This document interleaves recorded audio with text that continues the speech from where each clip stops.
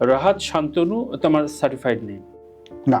আচ্ছা, এটা একটু করবা। আর জনতার কবিয়ালটা কিভাবে, কবে থেকে? আমি অনেকে যারা জানে বা যারা জানেন না, আমি 2004 থেকে অস্ট্রেলিয়া প্রবাসী। তো অস্ট্রেলিয়া ফ্লাই করা পর্যন্ত আমার বাসায়ও যদি ফোন করে কেউ বলতো রাহাত আছে, আমার মা হয়তোবা বলতো যে রং নাম্বার। কারণ ওই জীবনটাতে সবাই আমার শান্তনু নামেই ডাকতো।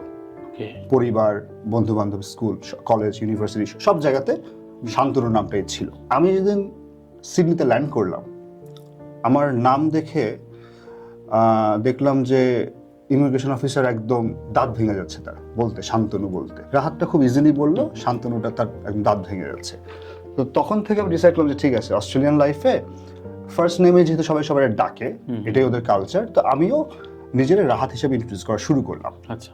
তো পরবর্তীতে যখন ফেসবুক আসলো, তো আমি ভাবলাম যে এত লম্বা নাম না দিয়ে আমার যেই নামে বর্তমানে যারা মানুষ চেনে অস্ট্রেলিয়াতে, রাহাত, এবং বাংলাদেশে সবাই আমরা যে নামে চেনে আমার পরিবার, শান্তনু, ওইখান থেকে রাহাত শান্তনু নামটা ফেসবুকে দেয়া, এত লম্বা নাম না দিয়ে। আর জনতার কবিয়াল যেটা বলতেছে, পুরো নামটা কি ছিল তোমার? রাহাত খন্দকার শান্তনু। তো যেটা হচ্ছে জনতার কবিয়াল, আসলে পলিটিক্যাল অ্যাক্টিভিজমের, যেহেতু আমি আমার বেসিকটাই ছিল লেখা, কবিতা, স্যাটায়ার এবং গান, তো আমি আসলে এসব নিজে নিজে টুকটাক যা করার করতাম। আর আমাদের অ্যাক্টিভিজমের যারা বন্ধু বান্ধব, ভাই ব্রাদার ছিল, তারা সেটা যতটা পারতো নিজেদের মতো করে ছড়াতো। তো একদিন খুব বিখ্যাত একজন অ্যাক্টিভিস্ট আছেন রাশেদ খান, তার চেহারা আজ পর্যন্ত অনেকেই দেখে নাই, কারণ সে ওই একটা খুব আইকনিক একটা ছবি, যে একটা মানুষ সূর্যের, মানে সূর্যটার এমনভাবে ধরে রাখছে যে মনে হচ্ছে সূর্যটা ধরে রাখছে। তো সে আমার একদিন ফোন করে বলে যে ভাই আপনি একটা পেজ খুলেন। বললো আমি পেজ খুলবো? আমি কি যে আমি পেজ খুলবো? আমি প্রোফাইল থেকেই, আমার পেজ টেজ খুব লজ্জা লাগে। না না না, আপনার পেজ খুলতে হবে এবং আপনার পেজের নাম হবে নাগরিক কবিয়াল।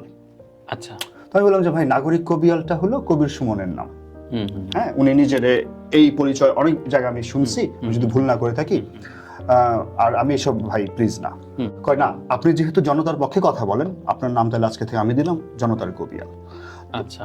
ওইখান থেকে পেজ খোলা। শুরুর দিকে আমি কিছু পোস্ট করতাম না, লজ্জা লাগতো। আমার 2-3জন ভাই ব্রাদার ছিল, হাসান ভাই আছে, একজন ইউএসএ থাকে, উনি শুরুর দিকে অ্যাডমিন, মানে ওই কি বলে এটা, কন্ট্রিবিউটর নাকি এডিটর, ওরকম নিয়ে সে আমি যা যা আমার প্রোফাইলে পোস্ট করতাম সেগুলো সে শেয়ার করতো বা ডাউনলোড করে সে রিপোস্ট করতো। এবং শুরুতে আমি ওনার কাছে এটা এখনো কৃতজ্ঞ, আমি ঋণী, যে উনি নিজের টাকায় বুস্ট করতো আবার সেটা, কারণ যেহেতু নতুন একটা পেজ, সে নিজে আমাকে না জানায়, আমি বুঝতাম না, পরে দেখতাম যে স্পন্সর, আমাকে ভাই স্পন্সর কেন লেখা, কারণ আমার এগুলো নিয়ে আমি খুবই, মানে আমি একদমই টেক স্যাভি না, আমি খুবই ওল্ড স্কুল।